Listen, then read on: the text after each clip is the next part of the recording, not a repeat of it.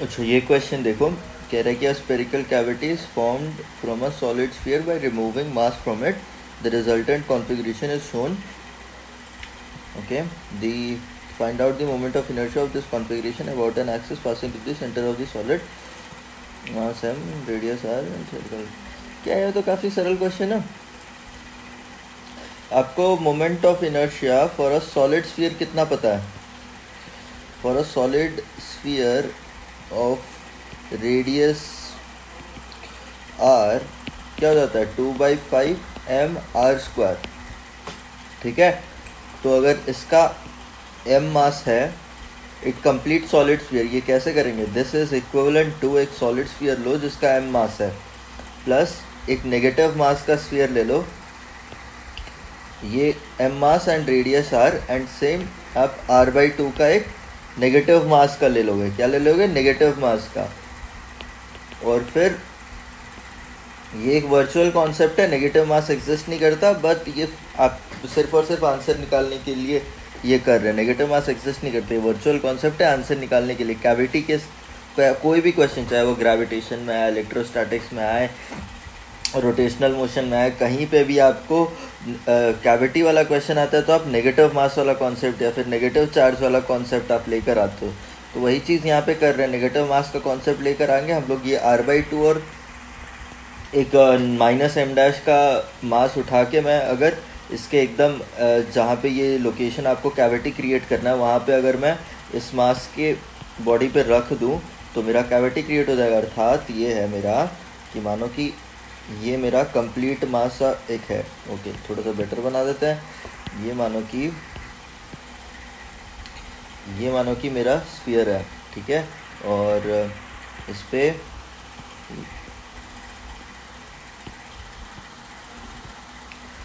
ये मानो कि मेरा स्फीयर है,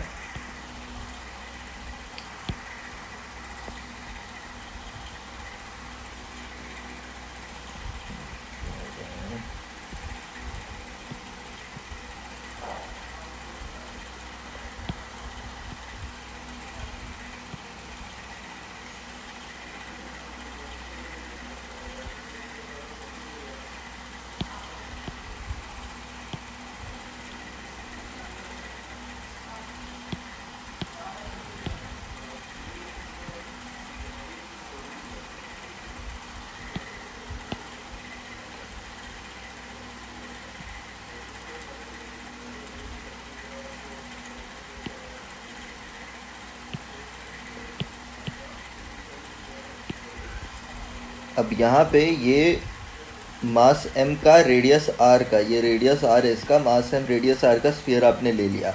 इसको आप इक्वेट कर रहे हो, आप एक यहाँ पे एक नेगेटिव मास का एक नेगेटिव मास का स्फीयर अगर यहाँ पे रख देते हो, इसका मास नेगेटिव मास m' और रेडियस r/2 है, तो उसका सेंटर यहाँ पे ऐसे रख दोगे, तो फिर ये जितने ए पोर्शन में ये नेगेटिव मास वाला ब्लॉक रखो, नेगेटिव मास वाला आप स्फीयर रखोगे, वहाँ पे एक कैविटी क्रिएट हो जाएगा और आपको नेट, आपको मोमेंट ऑफ इनर्शिया निकालना है. तो आप पहले तो यहाँ पे नेट मोमेंट ऑफ इनर्शिया निकालने के लिए moment of inertia due to sphere with m and r करो, फिर उसके साथ आप moment of inertia due to negative mass वाला स्फीयर के लिए करो. तो ये चीज़ आपको करना है. तो आप ये देखो 2/5 mr² आपको पॉजिटिव की वजह से आता है, एंड यहाँ पे आप इसके साथ ऐड करोगे नेगेटिव मास की वजह से. तो नेगेटिव मास की वजह से आपको मोमेंट ऑफ इनर्शिया, आपका एक्सिस क्या है? आपका एक्सिस ये वाला है, आपका एक्सिस कुछ ऐसे वर्टिकली पास हो रहा है सेंटर से, तो इसका अबाउट दिस नेगेटिव मास के सेंटर से पास होने वाला मोमेंट ऑफ इनर्शिया आपको 2/5 m' r/2 का स्क्वायर आ जाएगा. और आप पैरेलल एक्सिस थ्योरम लगा के, पैरेलल एक्सिस थ्योरम आपको पता है ना, पैरेलल एक्सिस थ्योरम लगा के आप ये बता सकते हो अबाउट एनी एक्सिस, आप moment of inertia about centre of mass plus m/d² कर देते हो. ये क्या है? अगर आपको moment of inertia about this axis बताना है किसी बॉडी का, आपको और एक पैरेलल एक्सिस पता है, ठीक है। ये मानो कि एक्स एक्स डैश है, आपको ये वाई वाई डैश आपको निकालना है। तो ये सेंटर ऑफ मास का है line, this one is centre of मास का लाइन है। आपको सेंटर ऑफ मास का लाइन इधर से डी का पता है, तो आपको moment of inertia about Y Y dash will be equal to centre of mass, मतलब ये एक्स एक्स डैश की जो लाइन पे आपको एक्सिस सेंटर ऑफ मास से जो पास हो रहा है एक्सिस, उसके अबाउट मोमेंट ऑफ इनर्शिया, फिर वो पैरेलल एक्सिस उसके सेंटर ऑफ मास वाले एक्सिस से कितना दूर है, उस डिस्टेंस का स्क्वायर को मास के साथ मल्टीप्लाई करके आप एक पैरेलल एक्सिस के अबाउट मोमेंट ऑफ इनर्शिया निकाल सकते हैं। तो वही चीज़ यहाँ पे हम करेंगे। आपका नेगेटिव मास के लिए मोमेंट ऑफ इनर्शिया कितना हो जाएगा, -2/5 ये m डैश r/2 का स्क्वायर, और ये कितना डिस्टेंस है यहाँ से, ये r/2 के डिस्टेंस पे है फ्रॉम दी एक्सिस जहाँ पे आपको मोमेंट ऑफ इनर्शिया निकालना है। सो 2/5 यहाँ पे -m डैश r/2 का, सॉरी यहाँ पे सिर्फ ये नहीं होगा, ठीक है। ये हो गया। तो आपको अब m डैश निकालना है, यहाँ पे दिया हुआ है। मानो कि यूनिफॉर्म डिस्ट्रीब्यूशन है, अगर फॉर यूनिफॉर्म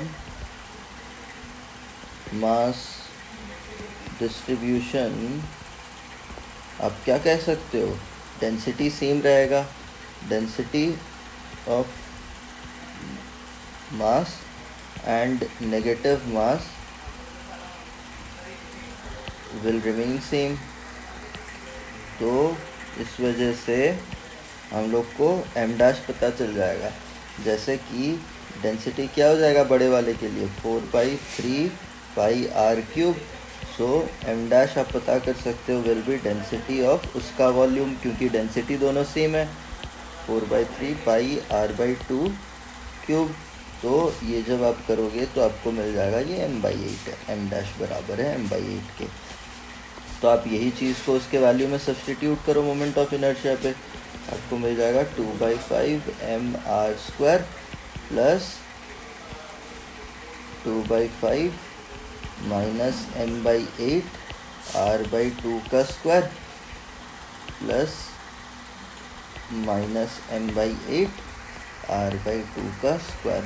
तो ये पूरा आप सॉल्व करो, ये पूरा आप सॉल्व करो तो आपको मिल जाएगा समवेयर 57 mr²/160।